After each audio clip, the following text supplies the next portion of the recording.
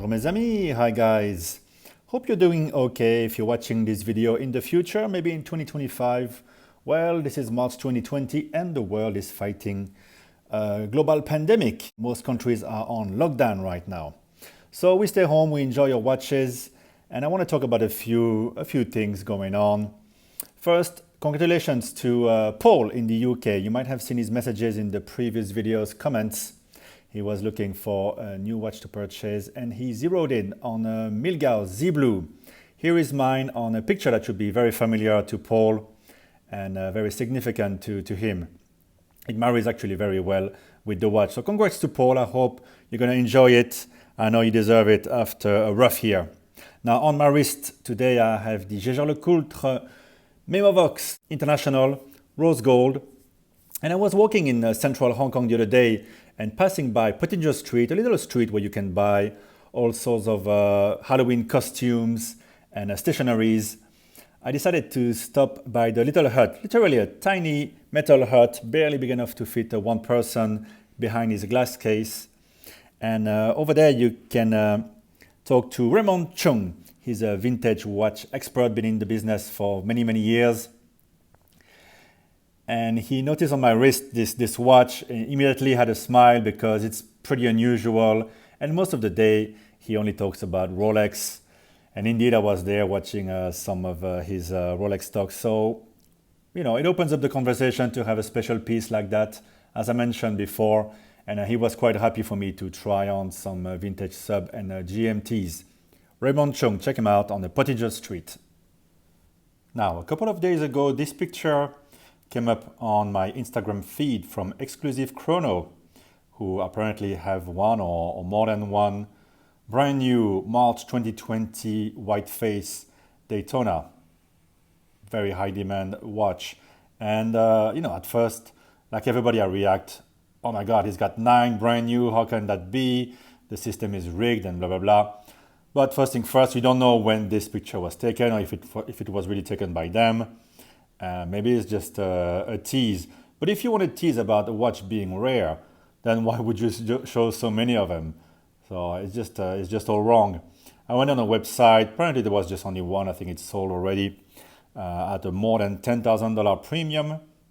And if you look here in Hong Kong, same thing. March 2020 watches, brand new, trading at the same kind of big premium. Here's one seller. And so let's dispel 2 myths. One, last year we were told that ADs had to remove the packaging, but here in Hong Kong they know they're going to get a better kickback from flippers if they leave the packaging intact. So you can find brand new watches unmolested with the MT warranty card. And the other myth is that Rolex is cracking down, of course, on ADs who collude with flippers and possibly second-hand dealers. And clearly they are not, no matter where it is. Brand new watches go straight to the second-hand market. And it's a bit of a chicken and egg situation. People want the watches because they can't get them. They are told it's rare, although clearly they are coming to the market in every country, and they find their way to the second-hand market. Dealers ask for a premium because everybody believes it is rare, and buyers are interested in it more than ever because they think their money is safe, and if they need to sell, they're gonna get some premium. So yeah, a bit of a chicken and egg situation. Very frustrating for someone who really wants to have this watch. Also, what a picture like that tells me is that maybe people hate the bloody Daytona. Why would they flip it so quickly? The thing is, I think most of the time, at least in Hong Kong, the authorized dealers maybe sell a couple to good customers who've been spending a lot of money in the shop. That's also one of the things they tell you if they don't know you well. But also they tend to call the same people over and over again and probably get a little kickback on the side. So yeah, more of these watches here from 2020. This one, December 2019. The white face brings more premium than the black face. This one February. So personally, I'm not a huge fan of the Daytona. I mean, I like how petite it wears. It's a very interesting watch, and I'd love to have one in the collection, at least experience it once. So although I'm not too really crazy about it, you see it all the time. So that too spurs more and more interest into the model. Not just that one, but same for the Hulk, which a few years ago nobody was really too interested in. So it also goes in cycle, but the Daytona is a different thing in itself. It's really the big gun in terms of keeping value. But the scarcity, I think it's a self-perpetuating kind of myth as well.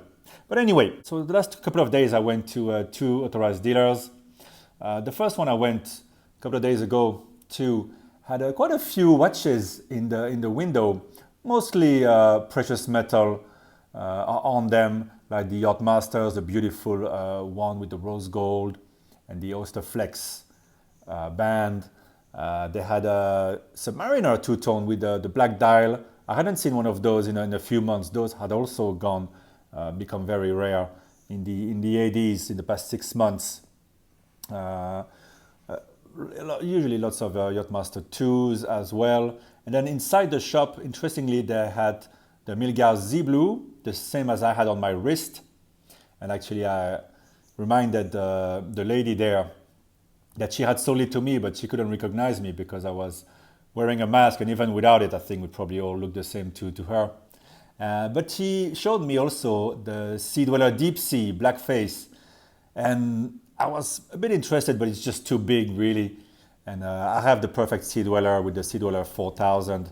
It really reinforced me into thinking that it is the perfect watch. The current Deep Sea is just overkill, and that's why it probably was still in the shop. There's no wait list for it. I had tried on as well the white gold Daytona with the gray face, really beautiful watch, which is actually heavier than the Deep Sea, although it is much smaller. And also I tried on my favorite Datejust, this chocolate dial, two-tone, ever rose gold, really beautiful on the skin if you have a bit of a tanned skin. Here's a picture from last year of 3 Datejusts, and the prices are 5% higher. So at this point, the Datejust is just too expensive, and you're really paying very high for the gold, obviously, and it's almost at the same price as the hard to find Sky Dweller in steel, which probably brings you a lot more than Datejust does. And in the end, I was happy to walk out with my Milgauss, which is a bit of a super Oyster Perpetual and very, very beautiful. But you have to admit, this picture here is kind of a perfect Rolex collection.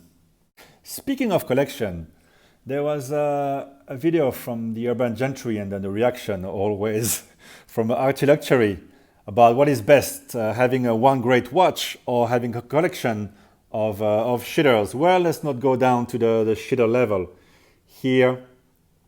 So here I have a few of my watches, and I've put on the right 2 heavy hitters, and on the left what you could get for the same price, more or less, sometimes new, sometimes on the second hand or the gray market.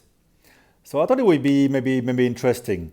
So if you dream of a Patek Philippe, I got this one for a very good price on the second hand market, full set.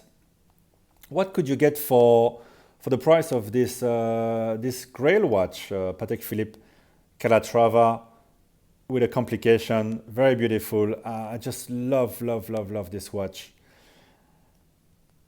And the question becomes more difficult when you look what you might have to sacrifice if you wanted to have it. So for the price of this, you could have this brand new Rolex Explorer, classic. This can be your only watch when the Calatrava can't really be, because already here in the summer I won't be able to wear that band. It's going to get ruined pretty quickly with the humidity. Then you could grab a Zenith here, Zenith El Primero, different kinds. They're always pretty reasonable on the price, especially on the second-hand market. So here is a second-hand Chronomaster with a full calendar. Very, very cool watch. But that doesn't stop there. You could also get One of Omega's greatest, the Seamaster Aquaterra. Lovely watch, great bracelet on this with a travel function. That too can be your only watch. And you probably have enough change to also grab a Longines Legend Diver. A bit 4 different price levels. Obviously, I get the Seamaster second hand here, but the same price as what I paid for this, around 24,000 Hong Kong dollar, which is about 3,000 US. Got a good price on this. So it would be hard for me if someone said, okay, you gotta get rid of these 4 to get this. I think maybe I could live without these 3, but it would be harder to say goodbye to the Explorer. So to me, the question is not one or the other. I think you have to go get foundations in your collection with the pieces like this, and then consider maybe moving the cheaper watches, the more easy to find watches, to move to the Grail, and then you have 2 great watches. But I wouldn't want to have to sacrifice my Explorer, for example, to get this Grail as much as I love it. Let's move on to the top row here. I have another suggestion here. So this longer 1815 annual calendar white gold. What can you get for that price? Well, you can get a big heavy hitter from Rolex, that Sea Dweller 4000. It's almost half the price, a bit less, depend how you get it. But this one has papers, mint. I didn't even pay half the price of what the longer goes second hand. So you can add a brand new Milgauss, still have room to get something else. You can definitely add the Explorer 2, and depending really on the deal you get on the Langer, you can even squeeze in a gray market Speedmaster. I bought really well those 3 watches here. This one I paid retail, and they pretty much add up to the value of this Longer, slightly over it. But then again, would I sacrifice all these for the Longer? I wouldn't want to sacrifice the Sea Dweller. It's a foundation piece, as I call it. Same for the Speedy. These 2, yeah, to get a Grail piece like that, I could let go of them. So to me, it's nice to have a compact collection, but you still have to keep the basics in, because a beautiful piece like that is not something you can really wear everywhere all the time, although you can definitely wear it casually, and I enjoy wearing it with jeans as well. So I'm not really sure if there's any conclusion to this, but here's a visualization of in terms of value of what one Grail is worth in the lower. It's not really low end watches here, but there is lower end than that watch. Moving on to a brand new watch. Here is the unboxing for you. I got this watch today, and I've been waiting for 2 years for this watch. The last time I had it on the wrist at an AD was, well, almost 2 years ago after it came out. And that day I was in Macau, in the casinos, and I was with my family, with my wife, so I couldn't purchase the watch right there and then. And then it went extinct from the ADs, trading at a small premium. And now finally, as I mentioned a couple of weeks ago, they are back in availability with the ADs. At first I was a bit dismissive. I'm like, yeah, I have a Rolex, so why would I want a Tudor? And looking at it in the window, I was like, it looks a bit small, maybe a bit cheap.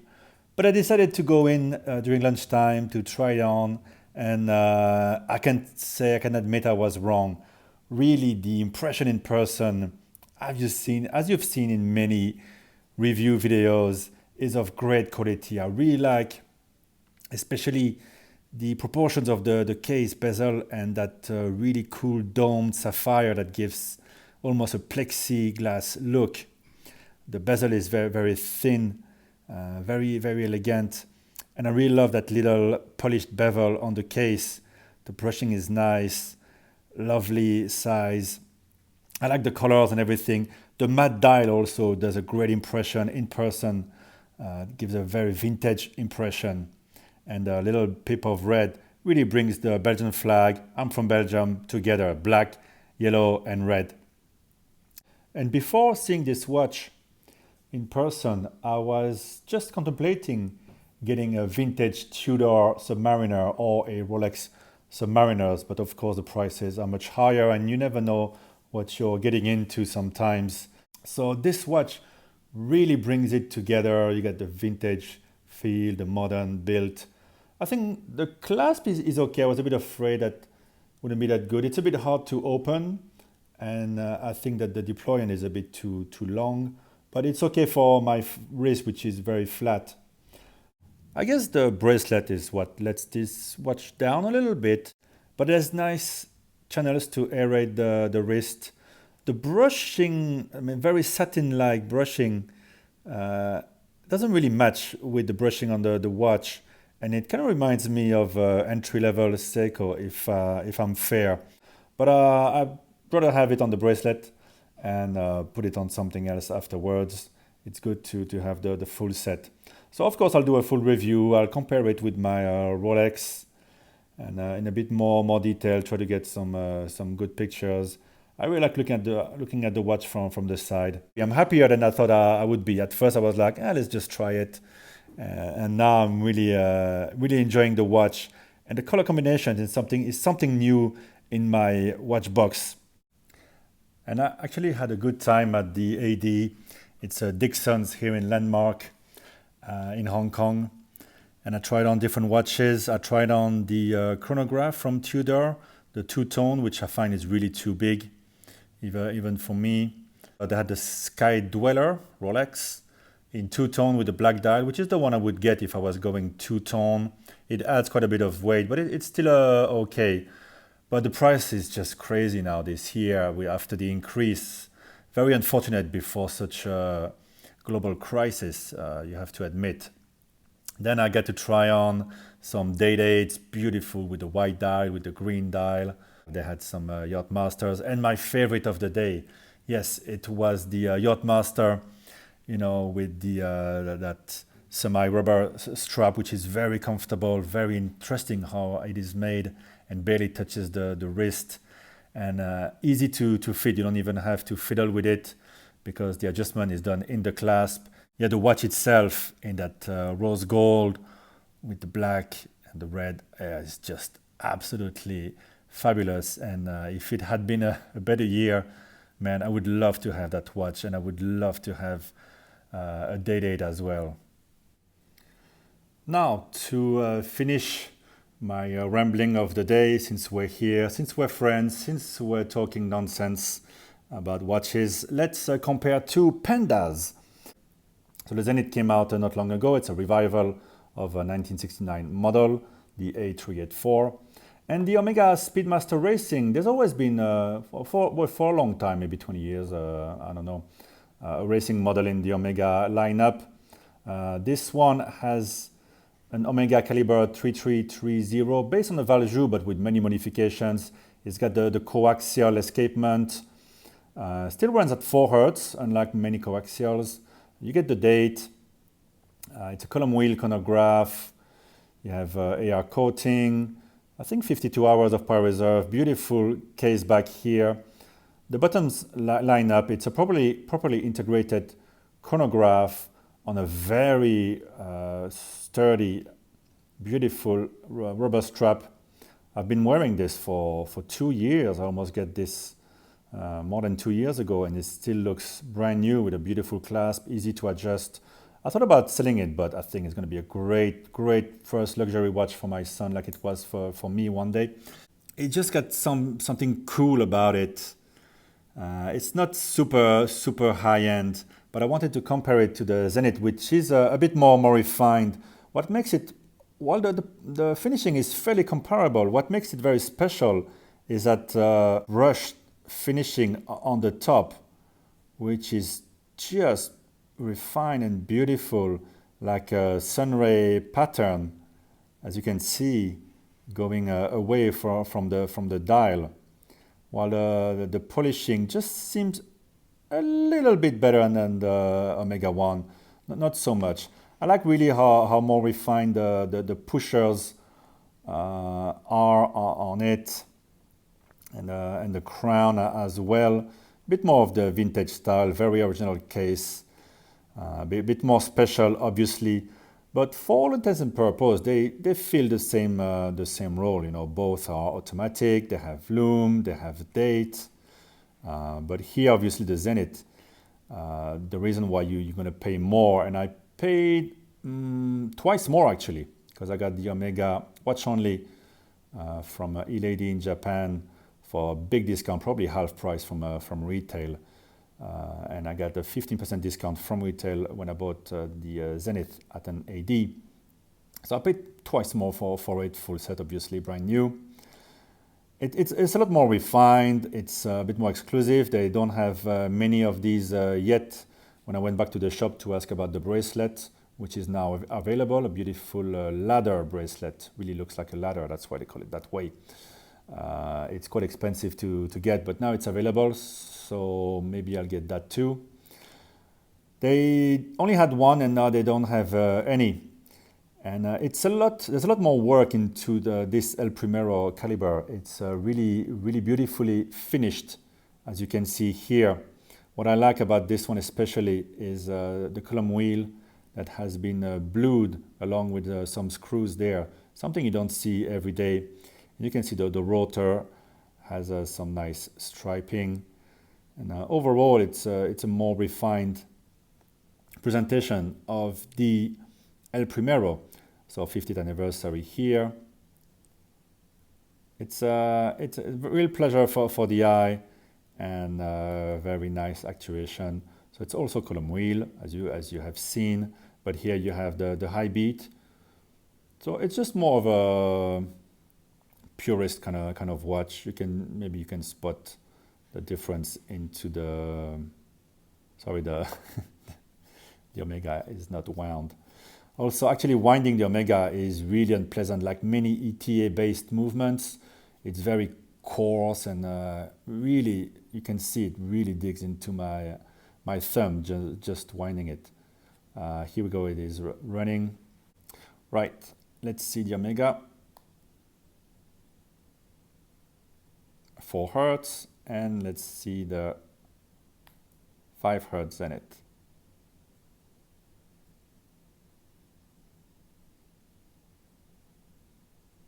You can see it's a bit smoother, quite a lot smoother actually. What's funny is that setting the time is not easy on either watches. So this caliber base, there's a very easy way to set the time without having the problem of that minute hand lagging.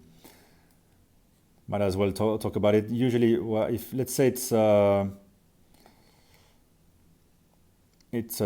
10 to 4, instead of setting the time there and then pushing it